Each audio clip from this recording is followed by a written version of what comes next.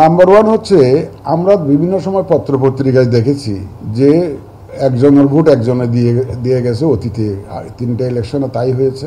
এবং অনেকে খুব রসিকতা করে পত্রিকায়, আপনারাই তো রিপোর্ট করেছেন, যে পত্রিকায় রিপোর্ট করেছেন যে কবরবাসী ভোটার কবর থেকে এসে ভোট দিয়ে গেছে।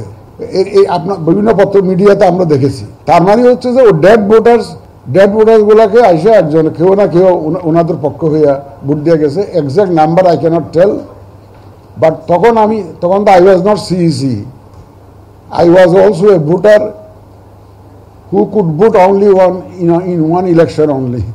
Out of the 3, I could vote in only one election, but 2 elections I did not dare go to the polling center. তো আমি এক্সাক্ট নাম্বার বলতে পারবো না, পত্রিকা দেখেছি। এবং আমরা তো প্রায় 21 লক্ষ ভোটার মারা গেছে বহু আগে, কিন্তু তাদের নাম তো রয়ে গেছিল ভোটার লিস্টে। তো এগুলো আমরা ওখান থেকেই বলা। তারপরে আরেকটা কি জানি বললেন যে প্রবাসীদের অ্যাকচুয়ালি আপনারা জানেন, আমি তো উমরা করতে গেছি, আমার যারা ট্যাক্সি যখন হায়ার করেছি কোথাও যাওয়ার জন্য, দেখি যে সব অন্যরকম ভাষায় কথা বলে, বাড়ি কোথায় বলতে চায় না, কারণ সব হইলো ওই পারে মায়ানমারের লোক, বাংলাদেশি পাসপোর্টে ড্রাইভিং করতেছে সৌদি আরবে।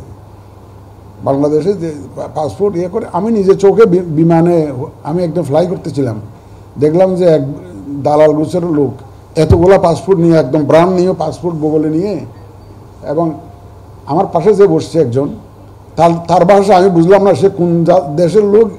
বুঝলাম যে চেহারা ছবিতে ভারতীয় বা শ্রীলঙ্কান হতে পারে, কিন্তু কোন দেশে বুঝলাম না। ল্যাঙ্গুয়েজ সে আমারটা বুঝলো না, চুপ করে রইলো। দেখলাম যে বুঝলাম যে নতুন পাসপোর্ট বানাইছে প্রায় 40-45টা। ওই একজন ব্রোকার সব দল বান্ধা নিয়ে যাচ্ছে বাংলাদেশি পাসপোর্ট দিয়ে। আপনি সৌদি আরবে গেলে বুঝতে পারবেন কত লোক নন বাংলাদেশি পাসপোর্ট নিয়ে ওখানে কাজ করে। এই ধরনের এই জন্য তো পাসপোর্টকে আমরা বেসিস করতে পারি না। পাসপোর্ট নেওয়ার পরে আমাদের এখানে ভেরিফিকেশনে পাঠাইতে হয় এই নামে কোনো লোক আসলে আছে কিনা। আমরা তো মায়ানমারের সিটিজেনকে নীলফামারীতে পেয়েছি 18-19 জন, নীলফামারীতে ভোটার হয়েছে, এখন এরকম 18-19 জন পেয়েছি আমরা। তো এই জন্য বললাম যে ওই শুধু পাসপোর্টের বেসিসে গেলে ভেরিফিকেশন ছাড়া এটা পারা যায় না। আবার ওখানে আমরা যে ভোটার রেজিস্ট্রেশনটা অনলাইনে করছি, এটা হাইব্রিড মডেল। এই যে বললাম যে অনলাইনে ভোটার রেজিস্ট্রেশন করে ওই আমরা পোস্টাল ব্যালট পাঠিয়ে দেবো একটু আগে। এইটাকে অ্যাডভান্স ভোটিং বলে আর কি, কারণ গ্যাপটা টাইম স্লটটা খুব কম পাওয়া যায়, তো 10-12 দিন পাওয়া যায় ওই সিম্বল দেওয়ার পরে। ততদিনই আপনার পোস্টাল ব্যালটের জন্য যে টাইম রিকোয়ার টু অ্যান্ড ফ্রো, ভোটারের কাছে যাওয়া এবং ভোট দিয়ে আবার ফেরত পাঠানো, এটা ডিফিকাল্ট হয়ে যায়। এই জন্য আমরা অ্যাডভান্স ব্যালট পাঠিয়ে দেবো, এই জন্য রেজিস্ট্রেশনটা করছি। The primary requirement is that you have to be a voter. আপনাকে আগে তো এনআইডি থেকে নিয়ে আর আগে ভোটার হতে হবে। পোস্টাল ভোটটা ভোটারের জন্য, যিনি ভোটারই না, বেসিক রিকোয়ারমেন্ট ইজ ফুলফিল করা নাই। Basic requirement you have to be a voter. তারপরে না আপনার পোস্টাল ব্যালটে দিবেন না, নাকি সেন্টারে যেয়ে দিবেন, এটা তো নির্ভর করতেছে পরের ব্যাপারে। এই যে পোস্টাল ব্যালট দেওয়ার জন্যই আমরা এই রেজিস্ট্রেশনটা করতেছি। এখন একটা জিনিস কি আমি আমার কথার মধ্যে বলেছি যে managing expectation has become one of the biggest challenges. মানুষের এখন প্রত্যাশা খুব বেশি। আমরা 53 বছরে কেউ করে না একটা কাজে হাত দিয়েছি, হয়তো আমাদের ভুলভ্রান্তি হতে পারে, এটা কোনো ইচ্ছাকৃত না। আমরা আমাদের চেষ্টার কোনো ত্রুটি রাখি নাই। এটাকে যতটা সম্ভব রিফাইন করা, স্মুথ করা, কমফোর্টেবল করা, অ্যাডাপ্টেবল করা for the voters. But we have tried our best so that it is very comfortable, it can be handle very comfortably by the voters. এই যে প্রবাসীদের ভোটারটা এখন আর কি, এখন অনেকে বলে যে ভাই এমবেসিতে ভোটের ব্যবস্থা করেন। আপনি সৌদি আরবে লাইন দিয়ে ভোটার দিতে পারবেন আপনি? আমি তো সৌদি আরবে গিয়ে যদি বলেন যে আমার বাংলাদেশি এখানে একটা ভোটের সেন্টার করবে, will they allow? They will not allow.